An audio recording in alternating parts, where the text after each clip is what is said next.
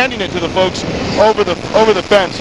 Underneath here, there are hundreds of people waiting to see what happens next to them, waiting to figure out where they go. Of course, where they've been is so much worse than where they are now, but it is still a long process. This is only a portion of the journey for these folks as they try to figure out where they're going to go next. Luke? Obviously, the rescue response people are doing a magnificent job, but tonight patients remain, caregivers, nurses and doctors in hospitals that remain isolated because of the floodwaters. Do we have an estimate on how many more people must be rescued from those facilities? You know, Lou, we've been trying to piece that together throughout the day. The best we're able to get is anecdotally. I was with one group from Tulane Hospital, a group of doctors who said that they were the last bunch out of that hospital, and that's right on Canal Street near the French Quarter.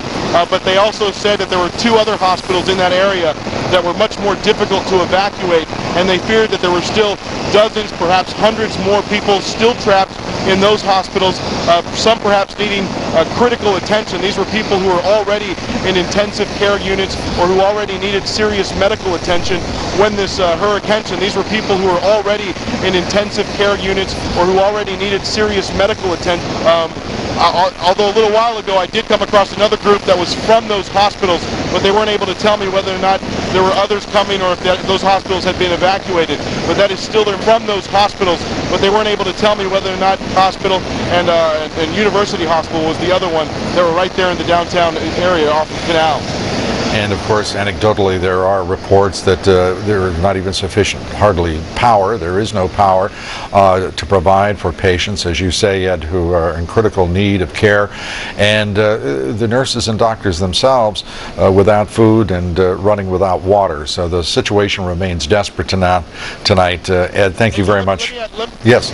Lou, let me add one quick thing to that. Yes, Ed. I heard one story which I found fascinating, where nurses giving IVs to each other to keep each other nourished, well nourished enough to continue on to be able to help them. There's one little nugget that I think speaks volumes to what they're going through in those nourished, well nourished. An extraordinary story, and as you say, illustrative of desperation that grips still much of the city of New Orleans. Ed, thank you very much. Ed Lavandera reporting. To what degree do you think we should hold accountable the officials who have failed a sizable portion of the population, of the citizens of New Orleans, and frankly embarrassed a very proud nation? Frankly, Lou, I think we're focusing on the wrong issue. The accountability comes at a later point in the process. Right now, I think we should be focusing on making efforts to alleviate the pain and suffering that's going on there. There'll be plenty and try to make a determination of what accountability they should have for that. Do you think the federal government has responded adequately?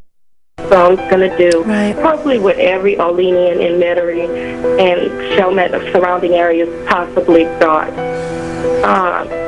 We weren't prepared for it. Maybe about 10:30. I fell asleep. When I woke back up, it was completely about 6 feet of water surrounding me in my house.